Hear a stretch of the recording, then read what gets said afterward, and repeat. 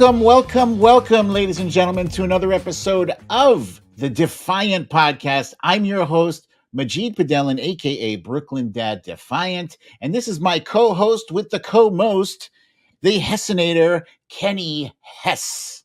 Hello, all. Happy to be here. Happy to have you here with me, buddy. This has been a crazy week. Every week is crazy these days. Have you noticed that? I have noticed that. I've noticed that since I'd say 2016. We have no more. There's no more non-crazy weeks. How was your week? It wasn't crazy. It was pretty regular. You're never gonna hear that. Not in 2024. Let me tell you that. I love the idea too of those, like the bingo card. You know, was this on your bingo card? Oh my God, yeah. It's like no. You need the most outrageous bingo card these days to even have a chance of getting a cross section. Yeah, because nowadays it's too easy to fill out your bingo card with the craziest thing you could possibly even imagine. Yeah. And I'm old enough to remember when we didn't have these crazy bingo cards. And I say that to say this. There's a kind of a shorthand, right, on the interwebs. And it's the phrase, I'm old enough to remember when. In fact, you probably heard it so much, you probably heard your mom or your grandmother saying, I'm old enough to remember. But it's a thing that people say on the internet, mostly on Twitter, probably on Facebook too, where they're pointing out how crazy things are. So Kenny and I have decided we'd like to do a segment called I'm Old Enough to Remember. I'm old enough. Now, for the benefit of our viewing audience, our listening audience, I have just put a picture up here of Kenny and myself, and it's a text that says "I'm old enough to remember." But the real reveal is is the aging filter. Kenny and I are now appearing as octogenarians, possibly. Yes. And, that's actually, if that's how I look at age 80, if I'm lucky enough to hit the age of 80, I'm all right. You look golden. You look golden. I got to say. You too. I say this because I know my parents, at least my mom watches this, because last episode I made a comment when you called me prolific. I said my mom hasn't even called me that. And so she texted me and said, hello, my prolific son. But I got to shout that out because in this one, I think I look strikingly similar to my grandfather on my mom's side. So I think she'll get a kick out of that. Yeah. Wow. Yeah. If we turn out the way our age filter versions turn out, we're going to be all right. Yeah. I got like an old school Harrison Ford looking kind of thing going. I like it. I'm old enough to remember when the Jackson 5 was just the Jackson 1. That's all it was. It was just Jermaine and when his parents, when his father heard him sing, he said, "The kid is not my son." That was excellent. And then when his father asked his wife, he said, "Honey, do you have one more in you?" And she said, "Beat it." All right, I will stick to my day job, guys. All right. Fair enough. No, that was excellent. What do you have on tap, Kenny? What are you old enough to remember? I am old enough to remember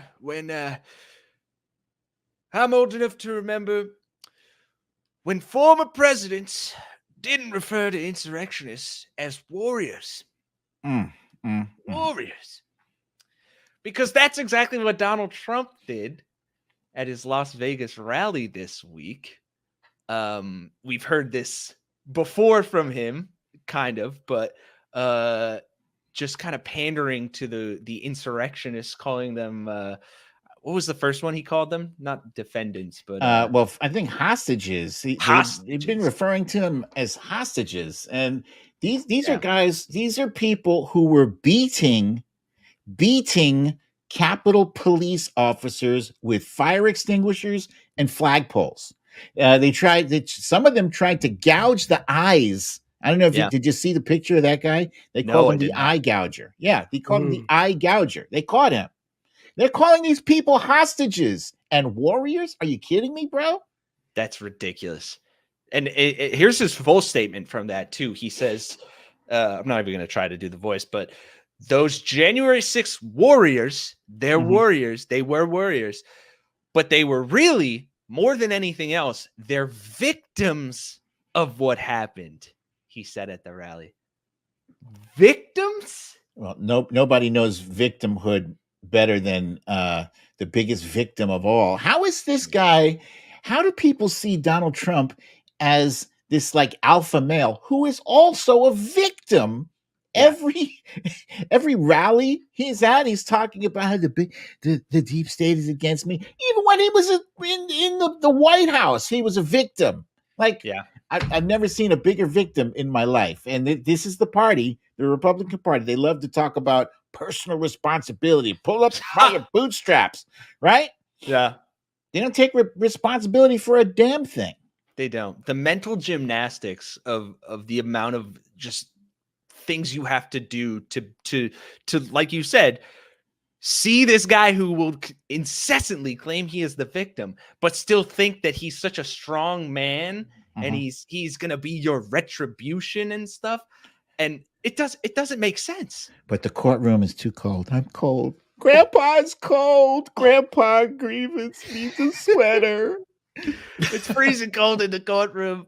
I can't even nap properly. Like, somebody's got to change his diaper. Somebody does. And it pains me to no end to hear those things. I think that the other thing that really pisses me off about that is so many of Trump's not only gaffes, but his outrageous statements just kind of fly under the radar now because we're so used to everything he says being crazy. But we can't let that stuff just slip by. It can't be normal. It can't be normal. No. Anyway. No. And he says that he never said lock him up or lock her up. And that's like there's rolls and rolls of footage of him saying these things in front of a crowd, and Jon Stewart has a great bit on that on last week's Daily Show episode where he plays a bunch of clips of him actually saying it. So. And he constantly gets away with saying things like this. The thing that I think that is most obscene about him calling these January 6th insurrectionist warriors, right? He said, dude, what do you know from warriors, Mr. Cadet Bone Spurs? Seriously. Go ahead. Yeah, who said that his own personal Vietnam was avoiding a venereal disease. Yeah. The guy who literally shits on the guy who literally talks about veterans, calling them suckers and losers. It's disgraceful. So disgraceful. The guy's an absolute turd. What else do you have on tap with the okay. I'm old enough? I got one more for you before I'll let you take over. I'm old enough to remember when the president's children didn't get indicted and convicted. Which happened this week. We still have to do the math on whether that's. Do we know for a fact that that's the first time? It boggles my mind. I can't believe that nobody has ever. There's never been a Hunter Biden for the other side to attack up until now. Yeah, I mean, because that's a thing. Believe it or not, Kenny, that is a thing. I've been following politics since I was a kid. I was a weird kid, and Jimmy Carter had a brother named Billy, and I distinctly remember this. Like, Billy drank beer, and that was the thing. Billy, I think, was an alcoholic, and they were on his case about that, and I think Ronald Reagan might have had some people in his family that were problematic. Bill Clinton, you know, Right. George H.W. Bush had George W. Bush. Yeah. You know, Yeah. I think he had a cocaine thing, you know. Oh, wow. Yeah. So I didn't know that.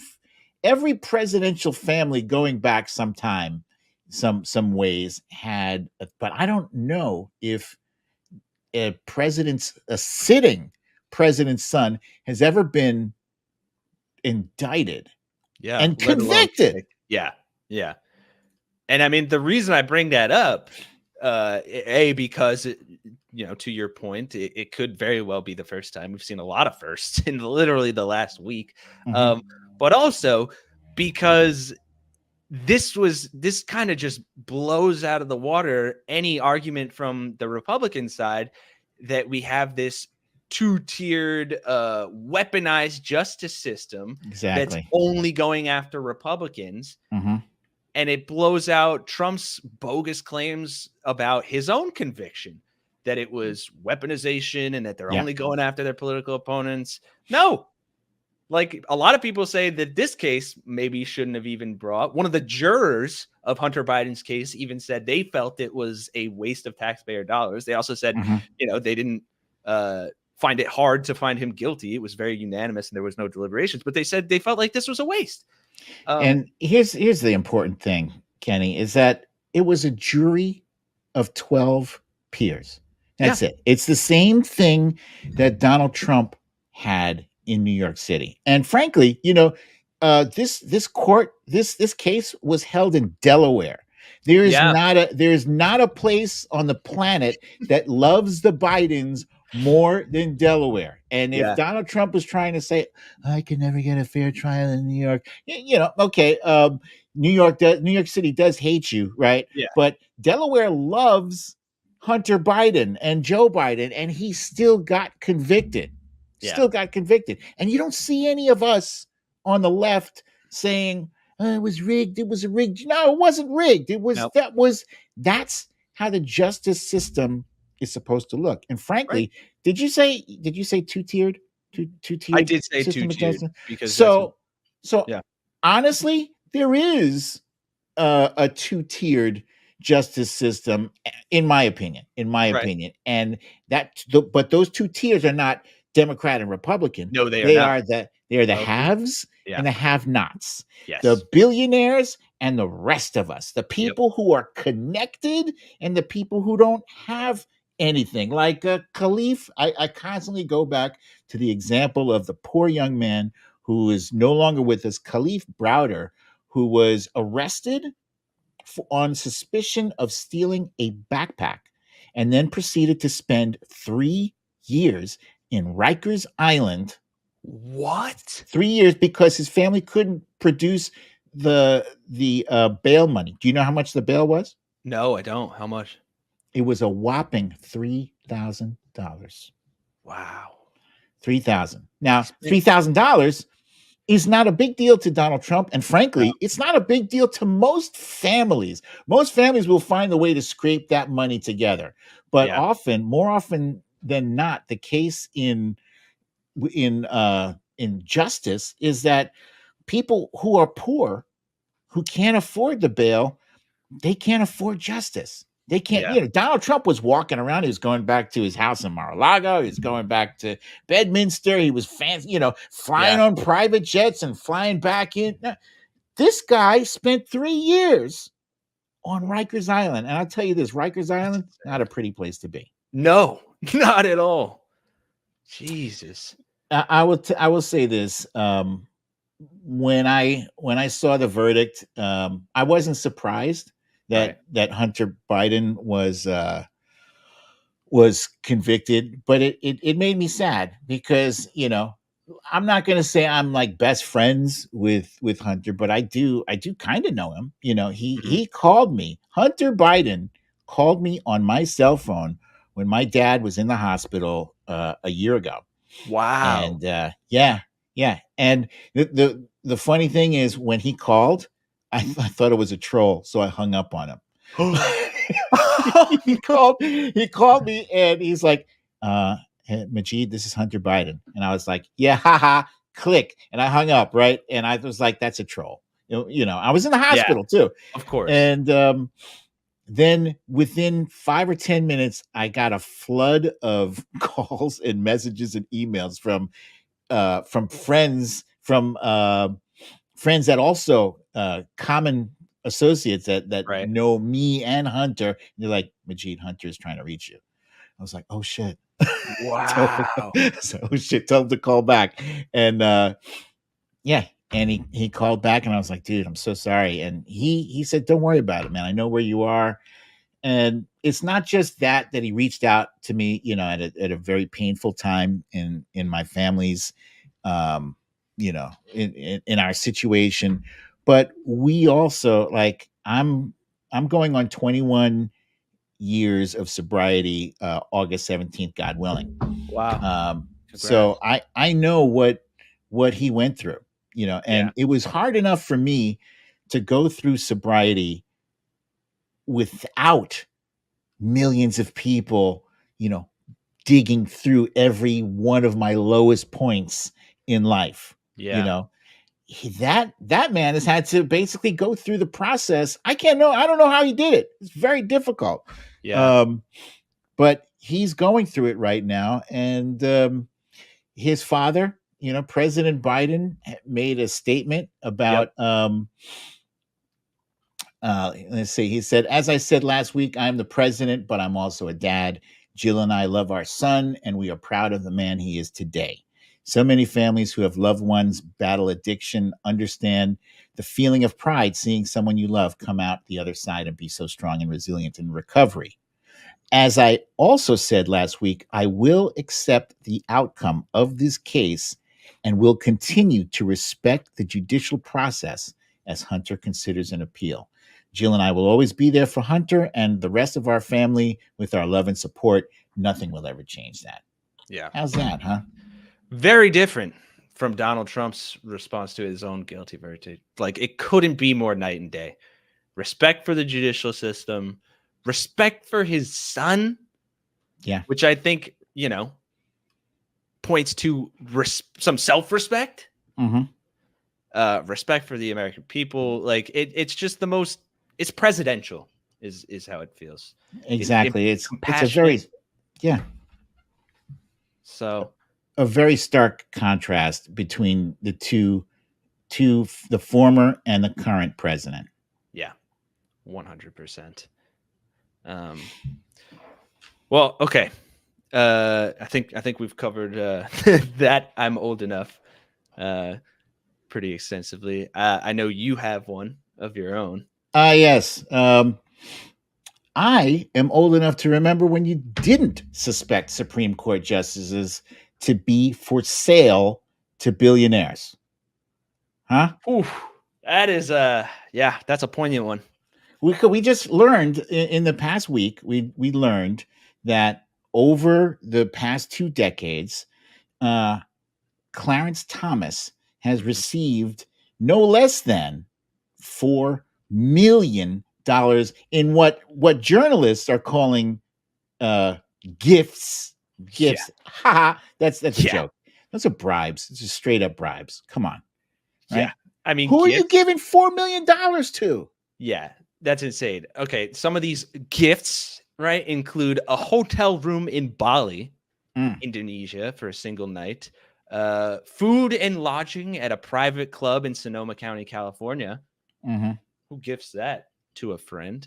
I guess billionaires, but none of which he reported. How about that RV? Oh yeah, the fucking RV. He's got an RV worth $250,000. Insane. Yeah. Insane. And like these are not gifts, right? These are bribes. Yeah.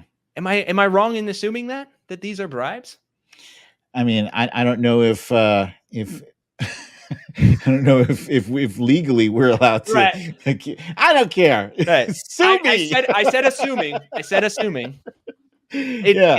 sounds like to me. I don't know. It's the appearance of impropriety, and it's the reason why Justice Elena Kagan, many years back, one of her friends offered to give her some bagels and lox. I don't know if you heard that story. She have turned not. it down. She turned it down because she did not want to create the appearance of impropriety. Wow. Yeah. Wow. Those days are gone, aren't they? Yeah. Now, I did hear in the news, I don't know how valid it is, but of course, the right always has the right wing always has their whataboutisms, right? So they're Right. they're whatabouting with Justice Jackson For a book receiving deal. tickets to a Oh, Beyonce Beyonce concert. Right. concert. Yeah. Yeah, because Right. sure, that's the exact same as $4 million. Get back 100%. to me.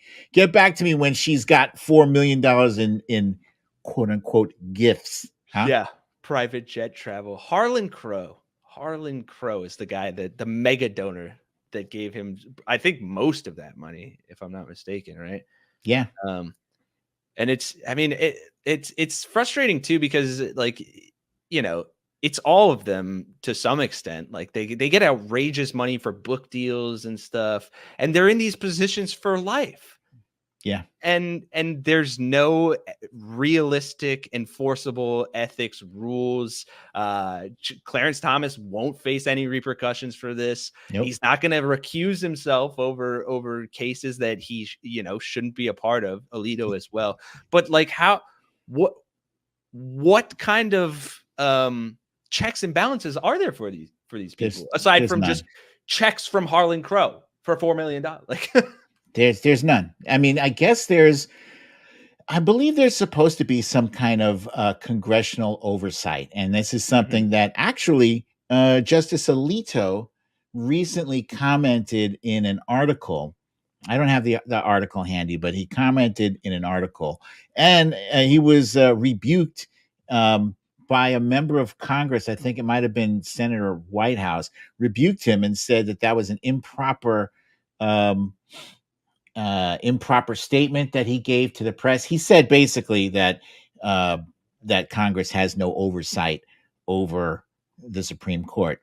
That's an issue. I think that's a serious issue, because every branch of government has to have oversight. You can't have somebody that has no check or balance. Yeah. Right?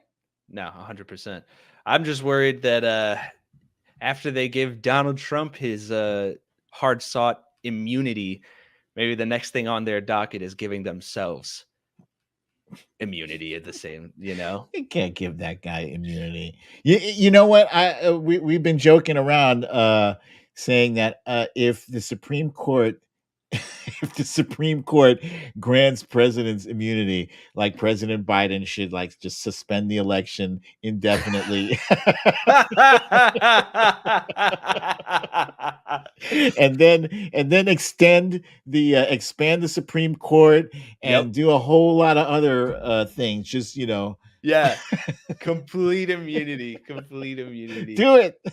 That's funny. That's funny too. Ethan Behrman said the other day something kind of similar in relation to Hunter Biden, where he was arguing that to play the Republicans' games back against them, he should once the election is over, he should pardon his son, because then in that case, pardon me, it would force the Republicans on the other side to actually act and put these measures in place that would stop people from being able to do this, because they would be so up in arms, even though they've already done it themselves with like Bill Barr and stuff. But that was his argument. And I was like, he sent the video to me. He was like, Joe Biden should pardon Hunter. I was like, what? And then I was listening to his logic and the kind of satire behind it and stuff. But I thought that was funny as well. At the end of the day, I don't even think they really care about Hunter Biden. Be perfectly honest, I think they're just using Hunter as a way to lash out at Joe Biden, because they've been going after Joe Biden for years, found nothing. Look, the guy's been in government for 47 years prior to becoming the president of the United States. In all that time, you couldn't find anything to get on him. So now you're going after his son. Come on now. The House has been running some lame ass investigation for the past 2 years. James, what's his name? Comer. James Gomer Pyle and Jim Jordan, have been running an investigation that has led nowhere. They're just wasting millions of dollars and reaping zero results. We've got tons of evidence. Where is it? Yeah. Why don't you call for the impeachment then? Why don't you bring the criminal charges? Oh, wait, you can't. They have nothing. Cool. So there is an unusually high volume of legal issues and stories in the news these days, and that's because there are a lot of firsts. First time a former president has been indicted and convicted of a felony. Check. First time a president's son was convicted of a felony. You might have to check my math on that, Kenny. Let me run the calculations real quick. Oh, yep. Yeah. No, you're right. Does that math? That math is mathing for me for sure. Yeah. And in addition to that, we have like insurrectionist Supreme Court justices and billionaire bought justices ruling on cases. So who better to guide us through the virtual minefield of legal calamity than the award-winning podcast host of Mueller, She Wrote, and You Don't Know Jack? Our guest today, ladies and gentlemen, is none other than Dr. Allison Gill. Woo! Welcome to the show. The crowd goes wild. There was some litigation. The podcast is now just called Jack. Oh. Excuse me. I like that, actually. That's that's slick. What do you mean by there was some litigation? You had to change the name. There's an incredible company that already exists that has that previous name. So it's not litigation. We wanted to make sure that we weren't infringing on anybody else's intellectual property. So the podcast is called Jack. There's also the Daily Beans. Mueller, She Wrote, by the way, has been shuttered since 2020 because even though the entire 34 felony count conviction of the former president was born in the Mueller investigation, there really hasn't been a lot of Mueller news. That's fair. Before we go any further, okay, speaking of 34 felony count conviction, like me, I know you've suffered your fair share of online slings and arrows that comes in with the territory of relentlessly going after Donald Trump. On a scale of 1 to 10, with 1 being meh and 10 being I feel like breakdancing in the aisle at Costco, how did you react when you heard the verdict of Trump's conviction? I'm going to go a Spinal Tap 11. Numbers all go to 11. Whoa. Wow. It was pretty incredible. Like I said, this came out of the Mueller investigation. And I started a podcast at my kitchen table in 2017 about the Mueller probe. Been covering this, especially that, $130,000 plus $60,000 times 2 plus 50,000 taxes. I've been covering that for I think my first tweet about it was in August of 2018. So It's been a while. Right here, actually, at my desk is the bottle of Piper. No way. I drank on May 30th. So that's awesome. So it's been a really long road, but we're just at the beginning, right? Where I think we're finally starting to see what I actually call an avalanche of justice with all these disbarments and all these right-wing media news outlets going down and paying fines or being bankrupt or being arrested over Epic Times. And of course, this is one of just 4 trials that we're going to be seeing, hopefully, by 2030. I've been hearing a lot of seeing a lot of troll activity saying, "Oh, this is just making him stronger." Is there any validity to that? I know it's a stupid question, but I have to ask. When you see something enough times, I'm like, are they right?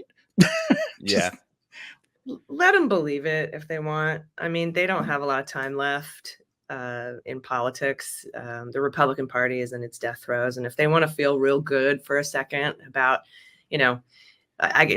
tricking themselves into thinking that a felony conviction is a good thing, go ahead. Have your own bottle of Piper. Enjoy. is there any political peril whatsoever with Democrats getting too carried away with, like, the celebrations and, in your face, spiking the football? Anything? No. Yeah, because I see that in a lot of cases on Twitter, everywhere. People are saying use the words, call him convicted felon, and do not stop.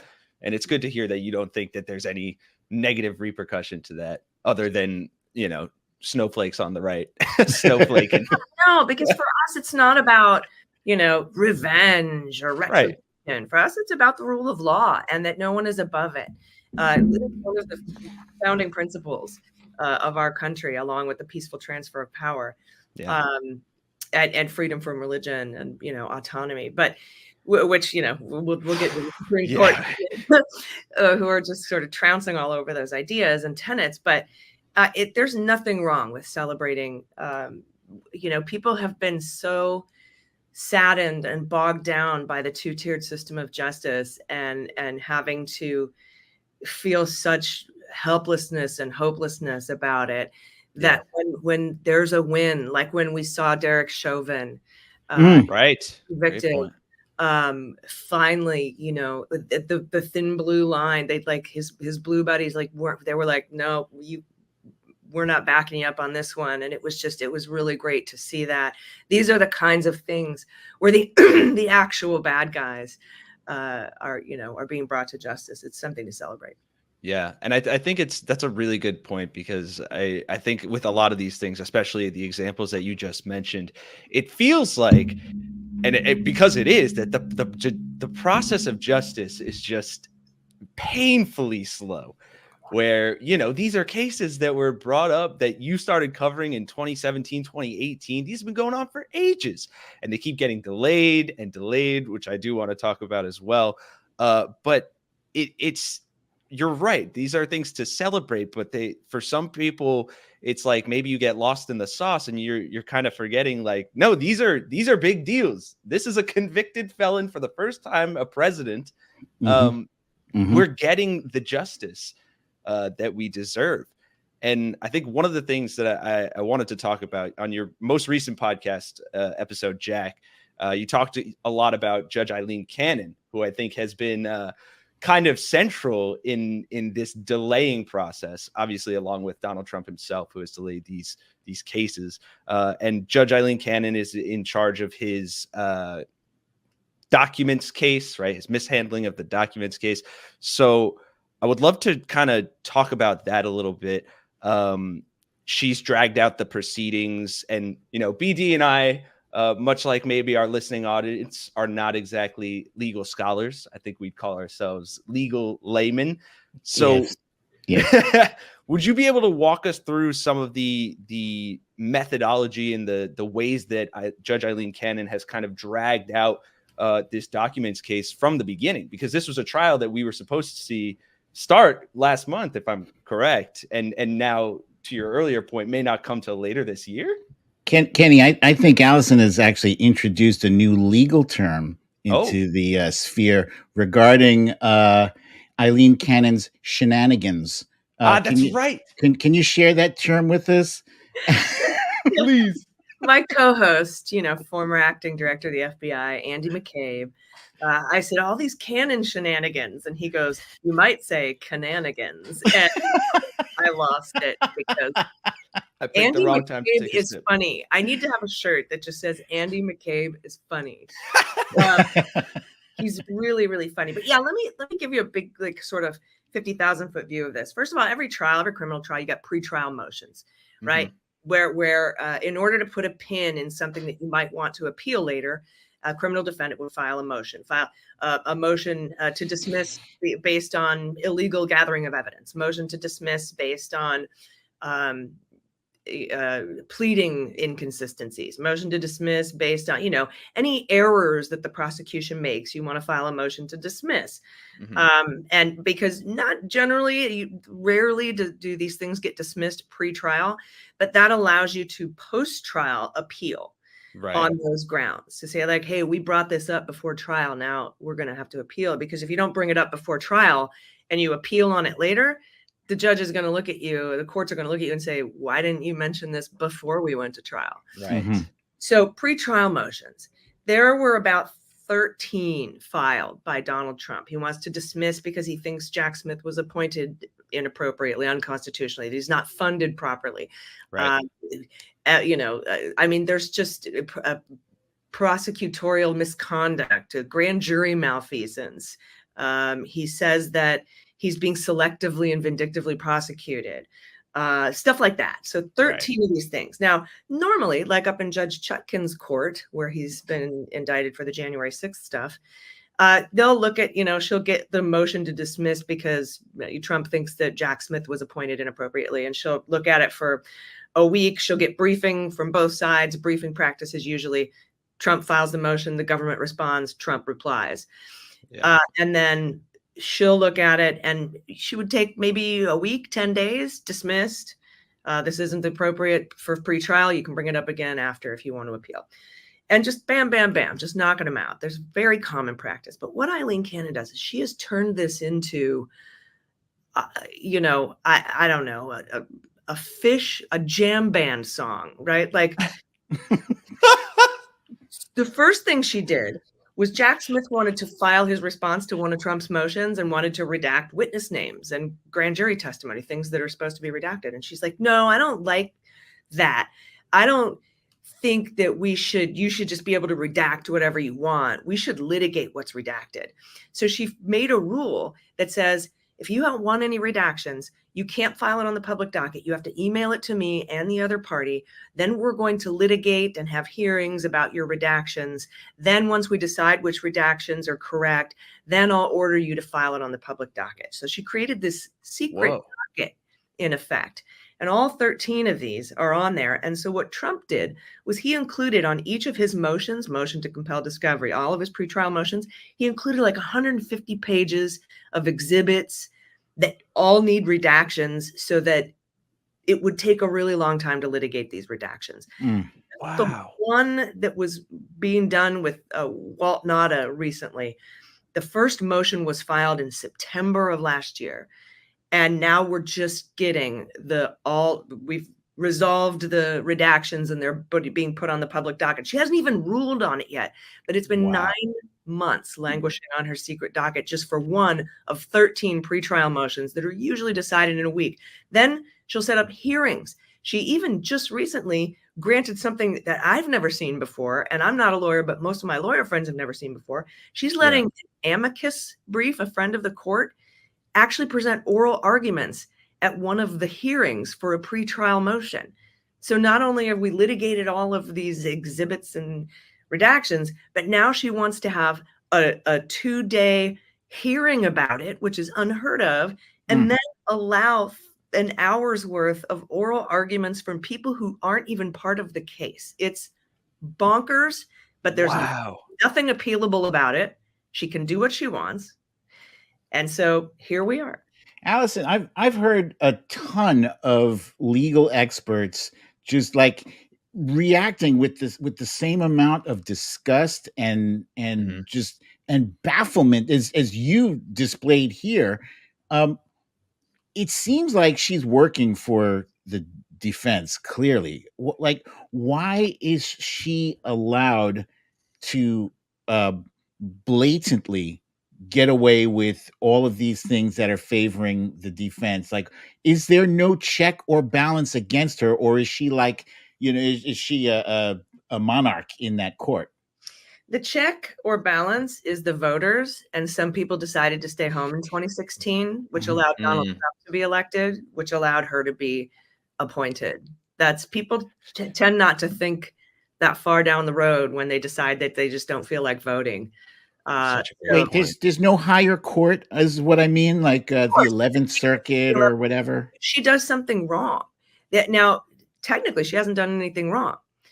I mean, it's clearly obvious to us that she's helping Donald Trump delay these proceedings, and she's not she's not competent, and she's got her foot on the scale. But there's nothing actually wrong judicially with what she's done so far. She's walked up to the edge a few times. But let's go back to, do you remember after the indictment came out, and Trump wanted a special master to go through everything. Oh, yeah. So she actually did step in it there because she was inappropriately allowing a special master to view national defense information. Mm-hmm. And that's when Jack Smith, actually at the time it was Merrick Garland, went to that's how long ago this was, how long this case has been going on. Merrick Garland goes to the 11th Circuit, which is the appeals court, the higher court that sits above Eileen Cannon, and said, yo, guys, bros, this is stupid. And the 11th Circuit is like, yeah, bro, that's really effed up. And so the 11th Circuit came back in and said, no, we're overturning your dumb thing. No special master for you. And that's really bad to get as a judge, to get something overturned and get your rulings vacated. So she already has one strike against her in this case. But in order to remove her, you either have to have extrajudicial bias, like she's got to be on a hot mic at a club saying, I hate that Jack Smith, I'm going to send him. I mean, it's got to be blatant to get her removed.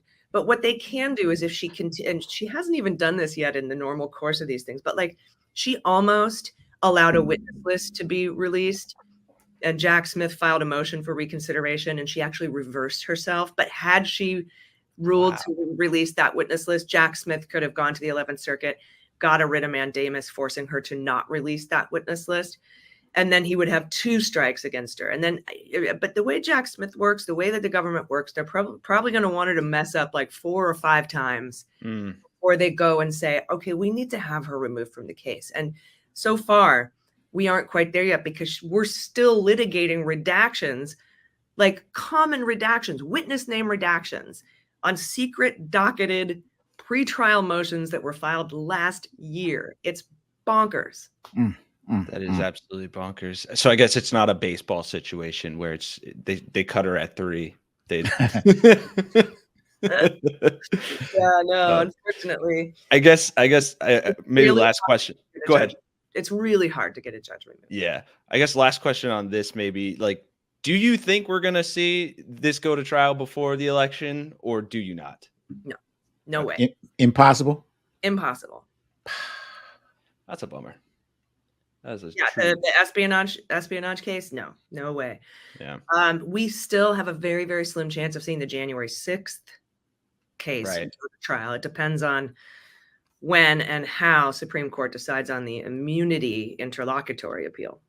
Well, since you've brought that up, that's a perfect time to segue into the Supreme Court. The Supreme Court issues are kind of crazy, right? And that's one of those things that like my whole life I thought was just on autopilot. I never, you know, you never have to think about, is my refrigerator running? You know, is my stove working? You know, you never have to worry if the Supreme Court is righteous and just. You know, those are the highest court in the land. But they're righteous, all right. They haven't been since Reconstruction. Really? Yeah. Are you disabusing me of my naive notion of? Seriously, this is my whole life. I never ever. I'm looking for the book. There's a book called "Allow Me to Retort" by Elie Mystal that you must read. Oh, he's great. He's great. Yeah.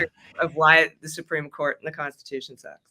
God damn, but it just seems so much worse now. Like, first of all, it is way worse now than it is before. Yeah. Clarence Thomas, as we learned through a series of reports through ProPublica and other publications, has gotten well over $4 million in. I'm not calling them gifts. Gifts is too fair. Those are bribes. Those are straight up bribes. And Samuel Alito was just kind of not even on a hot mic. It was like a secret mic by Lauren Windsor. Yeah. Man, she is something special. She got right up on him and asked and basically got him to admit that A, he's not impartial, and B, he's in favor of introducing godliness into his the way he rules on cases. So my question to you is, what should be done about the Supreme Court? Can we expand it to 13? justices, or is that a slippery slope that once Pandora's box is open, there we're going to regret it forever? That's not a slippery slope, but that's a long ways off. Mhm. That's something we can keep pushing for, and we may eventually get. But right now, what should be happening, I think I have a whole episode called Do Something, Dick. Nice. Talking to Dick Durbin, the chair of the Senate Judiciary Committee. We Mhm. have the gavel. We have the majority in the Senate. We have subpoena power. And he's just writing strongly worded letter after strongly worded letter, requesting friendly meetings with John Roberts, getting turned down, getting rejected. Leonard Leo won't come in. They're laughing at him. They're laughing at the Senate, which is a co-equal branch of government there to provide oversight of the Supreme Court. But right now they feel untouchable. And I know so many Americans must feel completely helpless under their thumb. And it's frightening and terrifying. I actually, I just mentioned Elie Mystal. I think he's got a new podcast out for The Nation called Contempt of Court, where he's going to talk about how we can fix these things. One of his steps, which I really am in support of, is we really can't set term limits without amending the Constitution, which is virtually impossible at this point. Right. What he can do is set rules that after a certain amount of years, 18 years or whatever, you have to go into senior status and you aren't ruling on cases anymore. And I like that name. We do it in the circuit courts.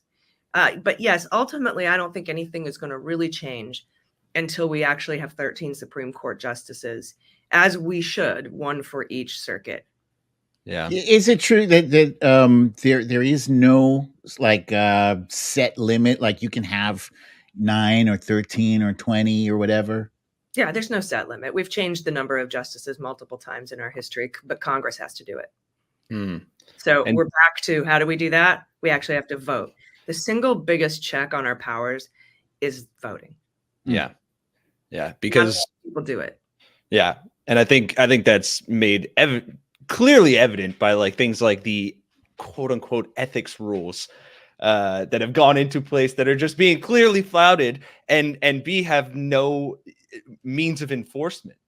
Is there any validity to that? Are these things that are kind of just written down by everyone's honor of their word or whatever, or is there an actual right Scout's honor? I won't do it. It's an honor system, and there's no teeth. There's no consequences if you break the rules, like Thomas does constantly, like Alito does with his flags, his white Supreme Karen flag fetish. The only thing that they're just like, oh, sorry. Come at me, bro. I mean, they're there for life. Yeah. They're there for life. Our remedy is impeachment. But again, when you're gerrymandered and, for the House, and when you have 2 senators representing Wyoming and 2 senators representing California and 2 senators representing New York, 2 senators representing Nebraska, there's not much. And a filibuster, which makes no sense. There's not a lot we can do to hold them accountable. They've been stacking the deck for themselves for a really long time. I'm just curious to see. I mean, they have to know that if Donald Trump gets into office, he's going to do what Netanyahu did, which is gut the judiciary, and the Supreme Court won't be so supreme anymore. They have to know that. But here they are sitting on the immunity decision. So what is your prediction on the immunity decision? What is the Supreme Court going to come back with? Will presidents be granted, presidential immunity? I think there'll be some granting of some immunity for some core executive functions, but none of that applies to what Trump did. And we already have, you understand this, we already have immunity for core executive functions. That's why nobody took Obama to court for the drone stuff, right? That's the core executive function. And it would be thrown out of court immediately. So for them, it's like, how they want to pass a bill saying immigrants can't vote. Right. It's that kind of we're going to give you core executive power immunity. He already has it. They already have it. Presidents already have it. But they'll probably do that, put it in writing, and then because they want to do something powerful because they're jerks. Small SDE, right? So but it's never how we want it and how we don't want it. They're not going to give them total immunity, but I also don't think they're going to say, go forth with your trial immediately. I think there's going to be some sort of thing where Judge Chutkan, it'll be remanded to her, and she'll have to rule on whether anything in the indictment falls under whatever immunity the Supreme Court grants, which it doesn't. And she may have a quick hearing on that and litigation on that. Whether it's appealable or not is kind of up to what the Supreme Court decides. If it is, then we have to wait another 3 months for it to go up to back all the way up to the Supreme Court and back down. So I think it'll be something like that, some along those lines. I think we will end up getting a trial perhaps before the end of the year, but I think it's more likely we're looking at like maybe February or March of next year. And I guess the other one that anything earlier, I would be surprised and extremely happy. Fair enough. And I feel you on that because they have a lot on their docket. Like, this is kind of unusual, right? Like, how much is still left for them to decide? And one of the other big ones, well, there's a couple, but the abortion pills issue, they still have yet to vote on. Do you have any indication based on your knowledge where that will go? Because that affects a huge number of people. Huge. I used to think I could tell where the Supreme Court was going because the law is clear, but nothing is clear. It's clear as mud with the Supreme Court. I'd like to think that they would not on this particular case, because I don't think these folks have standing in the first place. And that's pretty blatantly obvious that they don't. A couple of dentists and some doctors are worried about future possible things. Like, there's no standing there. I don't think the court, but I think that this probably, knowing the Supreme Court, they might say, no, we're going to let mifepristone stay on the market. We're going to let the abortion bill stay on the market. But if you bring us a better case, right? Because I know that there's a few people on there that want to bring back the Comstock rule. Yeah, and you've kind of seen that too, right? Where justices in their, I forget what the verbiage is for it, but when they give their why they ruled, how they ruled, they'll kind of drop those hints, those little tidbits. And to your point, maybe like, hey, bring me a stronger case and we'll get this thing done, which is just disgusting. It's gross. And that's where you'll see Thomas say, oh, we should revisit Griswold and we should revisit Everything But Loving because I married a white woman. But but yeah, we see it all the time. And they'll drop those little hints in there, almost begging someone to bring the case and kind of telling them how to bring it. Allison, let me switch gears a little bit onto Merrick Garland, because as of the recording of this episode, the GOP in the House are going to be voting on whether or not to hold him in contempt of Congress. And it looks like the fact that they're bringing it, I don't know, they've brought things to a vote before and they didn't have the votes, but it looks like they might have the votes for it. So if they do have the votes, first of all, why are they doing this? And what will happen to Merrick Garland if the vote succeeds? Why are they doing this is a really good question. I think they're mad that Merrick Garland won't hand over a bunch of stuff that he can't hand over. Yeah. And what happens? Nothing. I mean, unless Trump wins, then the DOJ will indict him. But then a jury has to come back with an indictment, and all of these other things have to happen because of the multiple layers of protections we have for criminal defendants in this country, which is why we don't need to talk about presidential immunity. Totally. But yeah, no, it's nothing. So this is not like a precursor to impeaching Merrick Garland. I know that they want to impeach him. They want to impeach whoever they could. Impeach away. You got 5 months left. You got one vote margin. Do your, like I said, have your parties, drink your champagne on Hunter Biden's conviction, impeach everybody that you feel like impeaching. Go for it. It's only going to make it really worse for you in the elections. People are tired of this. They hate this Congress. It's the most do-nothing Congress in the history of Congresses. Nobody appreciates the shenanigans. We just saw a special election in Ohio last night where the Democrats should have been trounced like by 30 or 40 points, but they only lost by 10 points. Like, wow. The margins staring. Everybody votes against the big lie. Everybody votes against abortion bans. It's like, go ahead. You want to impeach Garland? A lot of Democrats probably agree with you.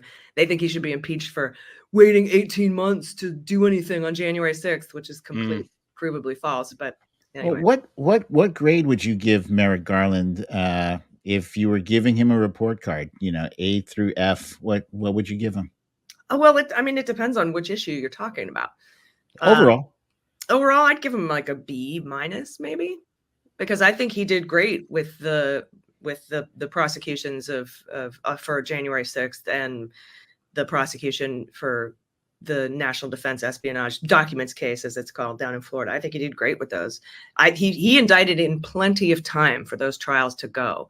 They were supposed to go in March and May. It's the court, it's the corrupt judges, it's the Trump appointed judges that are holding things up. But like, for not looking into what Bill Barr has done because he doesn't want to give a black eye to the department, I think is a mistake. I think that Bill Barr should be held accountable for what he did and the corruption that he oversaw when he was Attorney General. And I feel like I'm glad Merrick Garland didn't, everybody was worried that he wouldn't investigate Trump and he would want to look forward and leave the past in the past. He didn't do that with Trump. Right. Glad that he didn't, but he should have done it with Barr. And I think I would like to one day understand why the institution is so sacrosanct that you wouldn't go after a criminal just because they ran it. Well, is it a two-tiered justice system, as Republicans so vehemently claim? Is like not the way Republicans think it is. Right. Wait, but it is? There's like 6 tiers in our justice. I mean, if we want to break it down.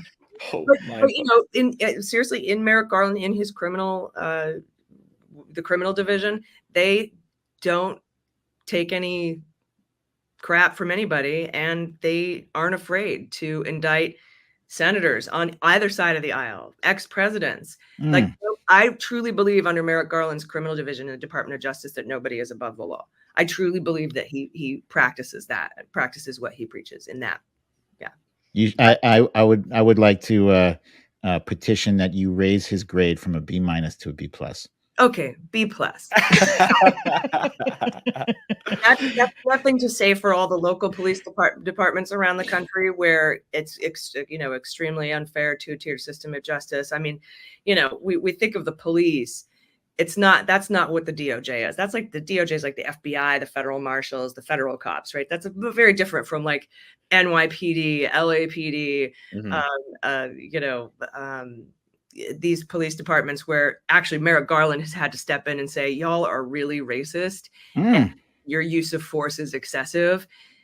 So like Merrick Garland banned chokeholds for federal cops, but that doesn't stop the NYPD from doing it. You know what I mean? Right. So right.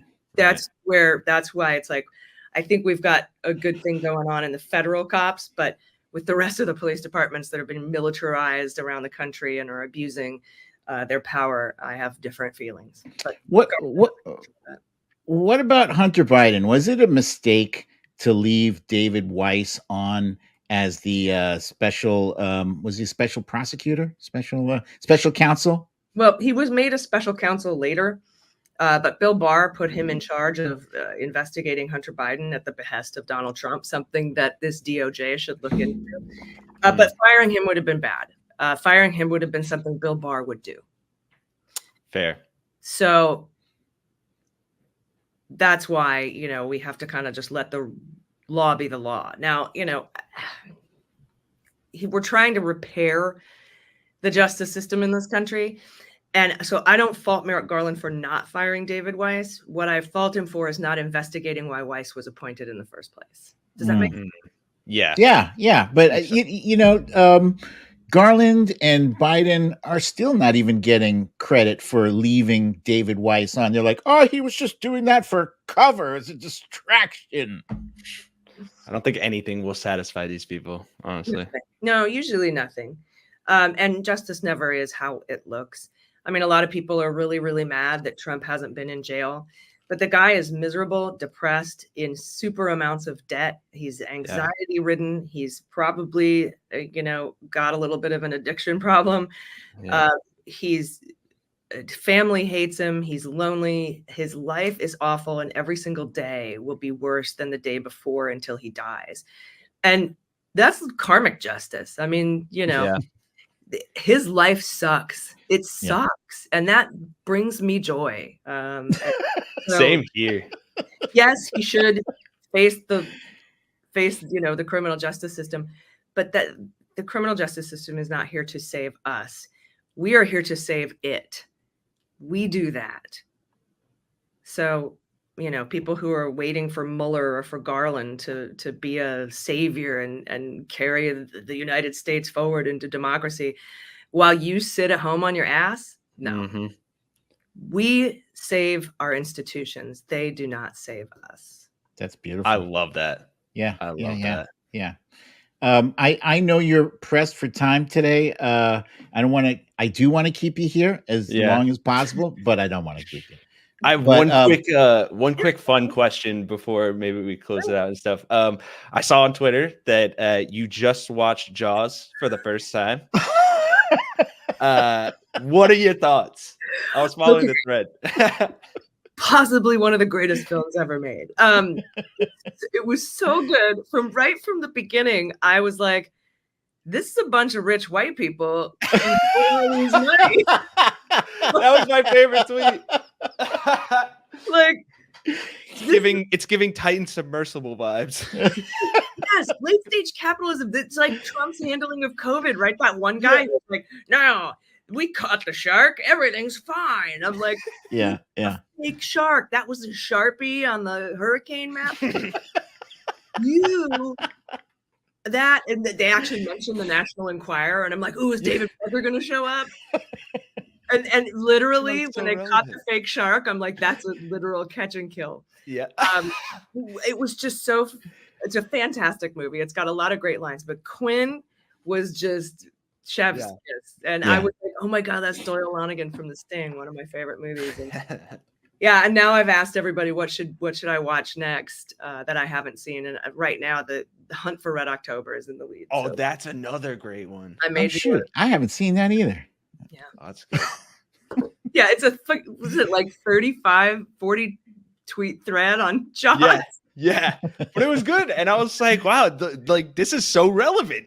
And this movie's from like the 70s. I was like, these dudes know, man. They know. Yeah. For comparison, you might also want to check out The Meg if you haven't seen that with Jason Statham. Because they have better CGI, but not a better story. The I want to comes in, warns everybody, and the rich people beat down the scientist, and then you have to find a rogue pirate to help you out. I love it. A tale as old as time. I want to ask if you have any upcoming shows or appearances or any new fun new projects that you're working on that you want to let our listeners know about. Yeah, I fly tomorrow. I have a show in Philadelphia on Friday. I have a show in New York on Saturday. Wow. And I have a show in Boston on Sunday, which we sold out. So I added a second show on Monday in Boston. Nice. And we have guests like Dahlia Lithwick, Dave Ehrenberg, Palm Beach County DA. We've got Greg Olear, Lincoln's Bible, my friend Stephanie. All kinds of really great guests, and it's just our live shows are a blast. You get to hang out with like-minded people if you've ever been to one of these events. So you can check all of it. We're on tour. We're going to be in Nashville. I'm going everywhere.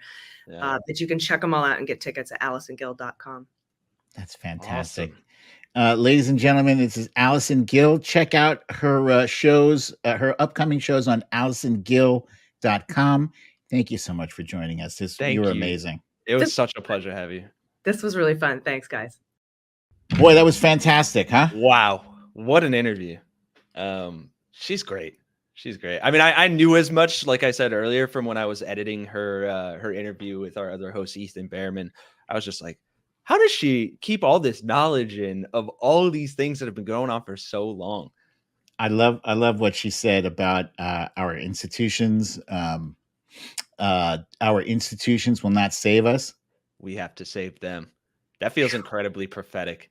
Yeah. And to that point, this really got me when she was talking about that, and she alluded to it earlier as well. But so many people ride on this this, let's call it a train, of like, I'm voting for the president, or I'm voting for whatever, or I'm not voting at all because my vote doesn't matter, blah blah blah. And it's like, yeah, okay, maybe I live in California. My vote doesn't necessarily matter when I vote for the president, right? But it's the process of civics in general is so much deeper than that, and you actually have so much more of an impact where it really counts when you vote on things like who's going to be, if in your district, your city council, all those different things. It matters so much more. The comptroller. Exactly. I don't even know what he does, but I know it's important. He comps stuff.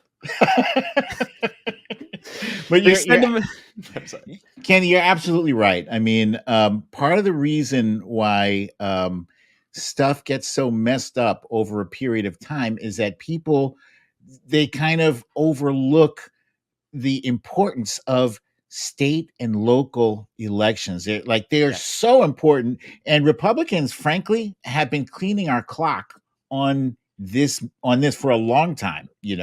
When you have Republicans running state legislatures, for instance, this kind of worries me. It worries me because they have enough. They've been slowly but surely building up a MAGA army. And what's important isn't so much who got the most votes, it's who counts the votes. Right. And I hate to say that. Well, no, yeah, but you're so true. I mean, you're so right. That is so true. Like, who's counting the votes? Look at what's happening in Arizona. Look at what's happening around the country, right? If these people weren't held accountable by a fair judicial system, which who knows if we'll still have if Trump is elected, then everything goes to shit, for lack of a better term, because the people in charge of holding people accountable, of making sure the votes are certified correctly and counted correctly, are now these Magadonian morons that are just power hungry, and they're sitting there in charge of things because we got careless and because we thought, oh, it's between two old men and I'm not going to go out and vote. That's fine. Don't vote for the president. You can do that. You can just not check that box, but vote for other things. Yeah. And also, I have a real problem with people not voting because they live in a blue state and they think their vote won't matter. These last elections, the last election, I think overall, despite the fact that President Biden won by 7 million popular votes, frankly, the popular vote doesn't count. It's the electoral vote. And in the electoral vote column, he won by like, I don't know, what it's like 100,000 votes or less, or few, in a country of 300 million people, granted, not all of them are voting, but that's not insignificant. Every last vote counts. 100%. So I guess that's as good a place to segue into our You Raggedy Bish segment. You Raggedy Bish. Yeah. I love that. I love you, Raggedy Bish. So Kenny, would you like to introduce our winning or losing candidate for yes. you, Raggedy Bish? As everyone may or may not recall, our winner last week was Marjorie Taylor Greene, but we have a new one every week. We take a look, we see who's done the most raggedy bishish shit of the week. The worst of the worst. The worst of the worst. And we came to the unanimous conclusion that this week's Raggedy Bish is none other than Samuel Alito, Justice of the Supreme Court. Boo! Boo. Mr. Upside Down Flag flying, getting caught on secret tape, lying, not lying, but saying some crazy stuff, reflecting his religious zeal that he brings to the court, apparently. Yeah. We did touch on this earlier, but and actually, I believe Chip and Tom Arnold interviewed Lauren Windsor. Great interview. It was a very good interview. Yeah. And Lauren Windsor is a documentarian and a progressive activist who goes in and kind of talks to conservative figures kind of under the radar and gets them to admit some juicy details. Kenny, how she does it is amazing, because she's basically like pretending to be MAGA, right. And she doesn't come out and say, like, and she said this in the interview with Chip and Tom. She said, I can't come right out and say go Trump, because then they have a duty to stay away from that. But if she drops certain key words and key phrases with them, that's like a wink and a nod to I'm on your team kind of thing. Yes. So she's very clever when she does this. Very much so. And so she went to Justice Alito at a dinner, I believe, and kind of got him on tape by dropping some of those things that you said, saying some things that are just very concerning about his opinion on not like a bunch of things, the court, but also the ProPublica article. Well, let's play that clip really quick. Yeah. But and I'm sure you don't remember this at all, but what I had asked you about was about the polarization in this country, about like how do we repair that rift, and considering everything that's been going on in the past year, as a Catholic and as someone who like really cherishes my faith, I don't know that we can negotiate with the left in the way that like needs to happen for the polarization to end. I think that it's a matter of like winning. I think you're probably right. I think one side or the other is going to win. I don't know. I mean, there can be a way of working, a way of living together peacefully, but it's difficult, because there are differences on fundamental things that really can't be compromised. Really can't be compromised. So it's not like we're going to split the difference. And that's what I'm saying. I think that the solution really is like winning the moral argument. Like, people in this country who believe in God have got to keep fighting for that, to return our country to a place of godliness. Oh, I agree with you. All right. Wow.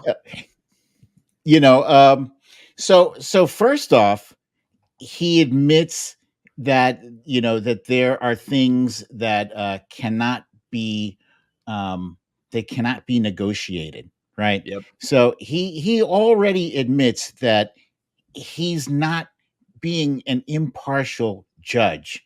And, I don't know about you, but, when I was growing up, I thought that was the job of a judge, was to be impartial. Right. Yeah. I'm not even talking about Supreme Court. I'm just like regular court judge, impartial. I'm listening to two sides, and I don't have a preconceived notion about this case until I hear all the facts and all the evidence. And right off the bat, he admits, that somebody's got to win and somebody's got to Somebody's gotta lose. Yep. He says he agrees with her. I agree with you. I agree with you. Like I did feel that same way probably up until, Donald Trump started getting his nominees in to the court and stuff, that it was, this kind of, maybe not sacrosanct, but at least impartial at the very least. And that facade has fallen away so fast over the past like 5-10 years. And the other thing that is so concerning too is just the religious zeal of how, like, she said we have to. She said we have to get back to godliness, and he said, "I agree, and that stuff matters. That stuff concerning. matters because he is ruling on cases that have a slant towards that kind of religiosity, and how many of these cases are being decided based on his his belief that we have to get back to godliness. What is that? Which of your cases that you are ruling on is that is that entering into the equation? Roe v. Wade, right? Probably, right? That's probably a great example. The other thing that really pisses me off about that, I'm not particularly religious at all. I consider myself spiritual, but that type of fervor and outright just like devotion to godliness or whatever, despite it being in the foundational document of this country to separate, church and state. But that is, not only is that a core issue in and of itself, but you're leaving out every other religious identity that is encompassed by millions of Americans. Yeah. Like, he is just talking about, I think, just straight Christianity. Yeah. Are Muslims and Jews not entitled to the same protections under the law? What about atheists? 100%. Satanists. Yeah. That pisses me off a lot. And I think it just throws the entire court, which I think has, like I said, has been going kind of under the bus for a long time with Mr. I Like Beer. Oh, hang on. Speaking of under the bus, let's not forget this same guy, Samuel Alito, threw his own wife under the bus. His wife, by the way, she is a trip. She's she's a little bit of crazy. So when the whole thing about the flag, the upside down flag, came to light, he's like, "Oh, I didn't have anything to do with that. That was my wife." Oh, but do you not also live in that house? Number one, and number two, Miss Crazy Pants in the recording said that she defers to him. She defers to Samuel Alito. So somebody's lying. Somebody's lying. And I mean, I wouldn't be surprised if it's both of them, because they lied about what happened. They lied about like being in an argument with their neighbors and who said what first, and whether the flag was put up in retaliation to, something that was going on their block. And then the cops kind of contradicted what the Alitos were saying. And she's disgusting, by the way. Yeah. Did you hear what she said about I was just going to read that. The pride flag. Yep. Yeah. So this is directly from an article from Yahoo News, but Windsor, in talking to the two of them, also posed a conservative supporter. She poses a conservative supporter secretly recorded. And Martha Ann Alito said, "You know what I want? I want a Sacred Heart of Jesus flag, because I have to look across the lagoon at that pride flag for the next month."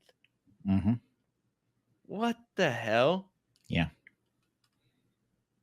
And she said she described her husband's reaction. He's like, "Oh, please don't put up a flag. Please don't do it. Please don't do it, baby. Don't do it to me again. I can't take it anymore with these flags." But that's just like, I mean, look, you got the mild hint of bigotry there. That, oh, for shame, you have to look at a pride flag for a month in the month of Pride. Sorry, don't go to Target. Don't go to fucking these whatever. It's maddening that it's the year 2024 and we can't even get to the same agreement that people who are homosexual, who are bisexual, people who are in the LGBTQ community, they deserve to exist. They deserve protection. They deserve love. They deserve health care. They deserve to be treated as equal human beings, and they do not deserve your contempt, your ridicule, and your derision.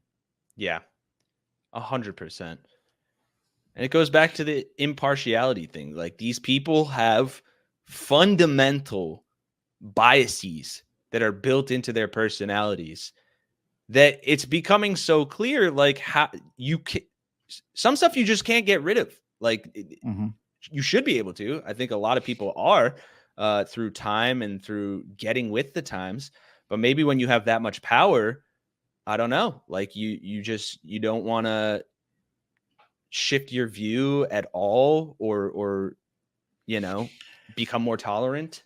I have a problem with how the Supreme Court. Remember earlier you talked about the honor system on the Supreme Court, right? So the honor system is frankly is BS. There's Clarence Thomas and Samuel Alito.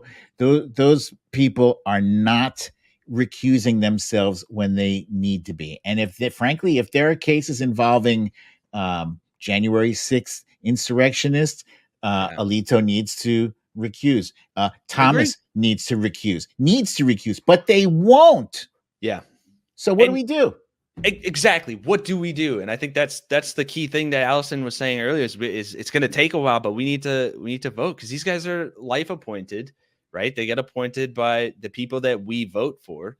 And unfortunately, there was just the dominoes were set up right for the Republicans and Trump and Mitch McConnell to take advantage of that over the last 5 or 6 years and just really pack that thing tight with people who believe this, and people who, like you said, like Clarence Thomas, whose wife is a literal insurrectionist supporter, will just sit there and not recuse themselves, not declare gifts and lavish trips because there's no enforcement for it. All the ethics BS, there's no teeth to it. You can't do anything to them. You can't get them off the court. Hell, I don't even think you can find these people. Yeah. So that's disheartening. Well, so as Allison Gill said, our institutions are not going to save us. It's up to us, all of us, to not only for us to vote, right, but for us to have those conversations with people that we can have those conversations with, whether it's a neighbor, whether it's a coworker, a friend, a cousin, somebody, and impress upon them the dire urgency. Let them know, it's not about this is a blue state, so my vote doesn't matter. It matters because that comptroller, that person, that city council member that you think is not going to have an impact on your life or somebody you care about, it matters. It matters, Well so all of us have to make a concerted effort, not only to cast our own vote, but to ensure that as many people as possible cast a vote and contribute to the pummeling, the figurative pummeling of the MAGA philosophy. Yes. Yeah. We need to shut that shit down. Yeah. And there's only one way to do it. And you're so right, because they're not going to listen to reason. They're not going to listen to logic, right? And I think you mentioned this last week when we were talking about repudiating Trumpism in our discussion there. Like, this thing has to be soundly defeated, and soundly defeated at the ballot box in order for it to go away, because there's no, you can impress on people to vote and a lot of people will listen and stuff, but you got to do some real deep digging in the brain to get the MAGA brainworm out of there that's been eating their brain and then died in it. like RFK Jr. Yeah. That is, by the way, one of the craziest admissions I've ever, nobody was asking him. Nobody asked. It just came out. It's like, by the way, a worm ate part of my brain. This will really help me get elected. Let me just Let me get on my soapbox. That's insane. But Indeed. buddy, Kenny, you know we did it. This is episode 2. This is our second episode in the books. We've completed now. How do you feel? I feel great. I feel like we have great guests. I appreciate you putting in the legwork to get these people on. I think we have some really cool discussions. I think we also keep it light when we can, which we That's try right. to. This is some heavy stuff. Yeah. But I'm having a blast, and I hope everyone watching or listening is as well. And thank you all for that very much. We sincerely appreciate it. Yes, folks, thank you so much for joining us for another fun, invigorating episode of the Defiant Podcast, the Really American Podcast. I'm your host, Majid Padellan, aka Brooklyn Dad Defiant, and this is my co-host with the co-most, the Hessenator, Kenny Hesse. Stay engaged, stay positive, Yes. and stay defiant.